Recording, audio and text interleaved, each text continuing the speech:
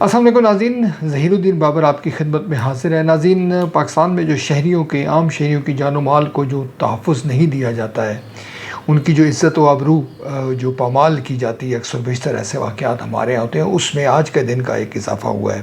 جیسے کہ آپ جانتے ہیں کہ سوات میں سیلابی ریلے میں سیالکوٹ کس کے سے تعلق والے ایک ہی خاندان کے جو لوگ ہیں، جن میں 5 بچے تھے جو سیلابی ریلے کی نظر ہو گئے، ان کے حوالے سے پورا ملک جو ہے وہ افسردہ ہے۔ یہ واقعات کیوں ہوتے ہیں، اس کے پیچھے کیا عوامل ہیں، اور وزیر اعلیٰ خیبر پختونخوا جو پاکستان تحریک انصاف کے وزیر اعلیٰ ہیں اور جو تبدیلی کے علمبردار ہیں، کیا وہ اس حوالے سے اپنے عہدے سے مستعفی ہوں گے، اس کے حوالے سے بات کی جائے گی۔ اگر آپ نے چینل سبسکرائب نہیں کیا تو آپ یہ چینل سبسکرائب کر سکتے ہیں، بیل آئیکن کو پریس کریں، دوست احباب کے ساتھ شیئر کریں۔ ناظرین، یقینی طور پر آپ ملک کا کوئی بھی ایسا محکمہ نہیں ہے جس میں اگر آپ جائیں تو آپ کو عزت و احترام ملے۔ مثال کے طور پر پولیس کا محکمہ ہے، ہمارا نظام عدل ہے، ہمارے یہاں جو ٹیکس کے معاملات ہیں وہ ہیں، ہمارے یہاں جو یونیورسٹیز کے جو مسائل ہیں وہ ہیں، ٹریفک کا نظام آپ دیکھ لیں، آئے روز جو ٹریفک حادثات ہوتے ہیں اس میں جو شہری اپنی زندگیوں سے محروم ہوتے ہیں وہ دیکھ لیں۔ حال ہی میں ایک واقعہ ہوا ہے جس میں ایک جو بجلی کا کھمبا ہے وہ ایک مہران گاڑی پہ گرا، جس میں 2 لوگ اپنی جان سے گئے۔ غرض ایک طویل فہرست ہے، اگر آپ جو ٹی وی چینلز ہیں ان کی نیوز دیکھیں تو اس میں آپ کو ایسے واقعات نظر آتے رہیں گے اور نظر میں ملتے رہیں گے۔ کچھ لوگ جو ناقدین ہیں وہ یہ کہتے ہیں کہ چونکہ ہمارے ہاں ایک حقیقی جمہوری نظام نہیں ہے، ہمارے ہاں فلاحی ریاست کا تصور نہیں ہے، ہمارے ہاں ایک سیکیورٹی سٹیٹ ہے پاکستان، لہٰذا شہریوں کی جان و مال کو تحفظ نہ پہلے ملا ہے اور نہ پھر اب ملے گا۔ بدقسمتی تو یہ بھی ہے کہ ہمارے یہاں جو جمہوریت جس کو کہتے ہیں، جو انتظام جس کو وہ کہتے ہیں، وہ ایسا انتظام ہے جس میں لوگوں کو لایا جاتا ہے جو منتخب ہوتے ہیں، اور ایسے چن چن کے لوگوں کو لایا جاتا ہے جن کا عوام سے کوئی تعلق نہیں ہوتا۔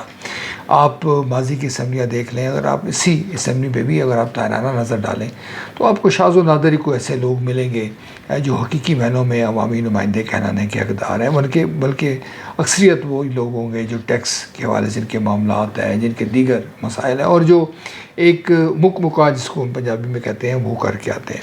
ایسے میں یہ امید رکھنی کہ کوئی اسمبلی میں آواز اٹھے گی جس میں تعلیم کے حوالے سے، صحت کے حوالے سے جو چیزیں سامنے آئیں گی، وہ یقینی طور پر وہ مشکل ہے۔ آپ جانتے ہیں کہ اس بجٹ میں جو تعلیم کا بجٹ ہے وہ بھی کم ہوا ہے، اور سرکاری اسکولوں میں کو نجی اداروں کے سپرد کرنے کے حوالے سے بھی اقدامات ہو رہے ہیں۔ یہ میں نے آپ سے چند جو میرے ذہن میں اس وقت آیا وہ میں نے آپ کو بتایا۔ یہ واقعہ جو ہے ناظرین، یہ انتہائی دل خراش واقعہ ہے، اور سب سے بڑھ کر یہ واقعہ یہ ہوا کہ اس کی جو ویڈیوز ہیں، اس کی جو تصاویر ہیں وہ سوشل میڈیا پر جو ہے وہ وائرل ہیں اور وہ دیکھی نہیں جا سکتی۔ کوئی بھی باضمیر آدمی ہے جس کے اندر انسانیت ہے، جو درد دل رکھتا ہے، جو خدا کا خوف رکھتا ہے، وہ یہ نہیں دیکھ سکتا۔ اس واقعات میں ابھی خیبر پختونخوا حکومت جس کو آپ کہتے ہیں پنجابی میں گونگلوں سے مٹی جھاڑنا وہ کر رہی ہے، مگر جو اقدامات ہیں وہ نہیں ہو سکے۔ یعنی کہ BBC کی میں آپ کو بتا رہا ہوں کہ وہاں پر اگر یہ واقعہ ہوا تو ڈیوٹی کس کی تھی؟ پولیس کی، ٹورزم پولیس کی۔ ایک پولیس ہے، ایک ٹورزم پولیس ہے، اس کی تھی، ریسکیو 112 کی تھی، سول ڈیفنس کی تھی، محکمہ آبپاشی کے جو اہلکار تھے ان کو موجود ہونا چاہیے تھا، مگر وہ موجود نہیں تھے۔ جو انتظامیہ ہے وہ خاطر خواہ اقدامات نہیں اٹھا رکھی۔ محض جو اس ریلے کے حوالے سے یا موسمیاتی جو مسائل تھے اس حوالے سے بتایا جا رہا ہے کہ محض ایک واٹس ایپ میسج آیا اور اس کے بعد کچھ نہیں ہوا۔ یہ بھی بتایا جا رہا ہے کہ جب PDM نے اس حوالے سے الرٹ جاری کیا تو پہلے دن تو پولیس اور انتظامیہ آئی، اس نے لوگوں کو منع کیا، مگر اس کے بعد پھر جو ہے وہ راوی چین لکھ رہا ہے اور پھر وہ دوبارہ وہاں پر نہیں آئے۔ لاشیں ناظرین نکالی جا چکی ہیں اور کچھ لوگوں کی تلاش بھی جاری ہے۔ آپ کو یاد ہوگا خیبر پختونخوا کی جو حکومت ہے اس کی جو کارکردگی ہے، جو وزیر اعلیٰ علی امین گنڈا پور ہیں، وہ جو جس طرح سے پرفارم کر رہے ہیں یقینی طور پر ان پر تنقید کرنی چاہیے۔ یہ 22 اگست کو جو ضلع کوہستان کا واقعہ ہوا تھا، آپ کو یاد ہوگا 2022 کو، جس میں جو نوجوان ہیں، جو چند جو کزن تھے، وہ اسی طرح سے جو ہے وہ دریاؤں میں پتھروں پر کھڑے ہیں، امداد کے منتظر ہیں، مگر کوئی نہیں آیا۔ جیسا کہ میں نے ذکر کیا، عام پاکستانی جو ہے اس میں جو باشعور پاکستانی ہے اس میں یہ چیز اب راسخ ہوتی جا رہی ہے. وہ سمجھ چکا ہے کہ یہ موجودہ نظام جو ہے اس میں اس کی کوئی جگہ نہیں ہے، نہ اس کی عزت کی، نہ اس کی کوئی جان و مال کی.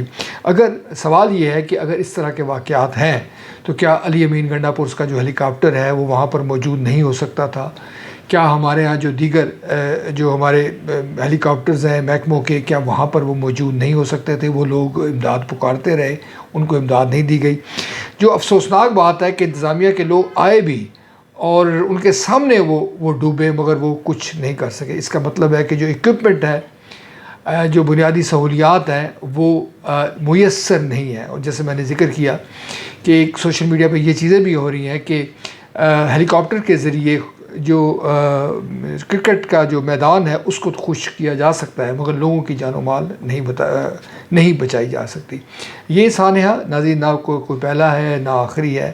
جو موجودہ حالات ہیں اس میں اگر آپ یہ دیکھتے رہیں، اس کا اگر آپ بغور جائزہ لیتے ہیں تو آپ کو لگتا یوں ہے کہ ایسے واقعات ہمارے ہاں ہوتے رہے ہیں، ہوتے رہیں گے، اس وقت تک ہوتے رہیں گے جب تک ہمارے ہاں ایسے لوگ، ہمارے جو ایوان ہیں وہاں پر ایسے لوگ موجود نہیں ہوں گے جو حقیقی معنوں میں ایک جمہوری عمل کے ذریعے جو لوگ آتے ہیں، جو نہ صرف خود کارکردگی اپنی بہتر بنائیں گے بلکہ جو انتظامیہ کے جو لوگ ہیں، پولیس کے جو لوگ ہیں، جو ہمارے جو نظام عدل سے جو وابستہ لوگ ہیں، دیگر جو لوگ ہیں، تمام محکموں کی کارکردگی پر بھی نظر رکھیں. اس وقت تک یہ حالات اسی طرح رہیں گے، ہم ایسے واقعات دیکھتے رہیں گے اور پر افسوس کا اظہار کرتے رہیں گے. اسی کے ساتھ اپنے میزبان ظہیر الدین بابر کو اجازت دیجیے، پھر نئے ٹاپک کے ساتھ آپ کے سامنے حاضر ہوں گے. اس وقت تک اللہ نگہبان.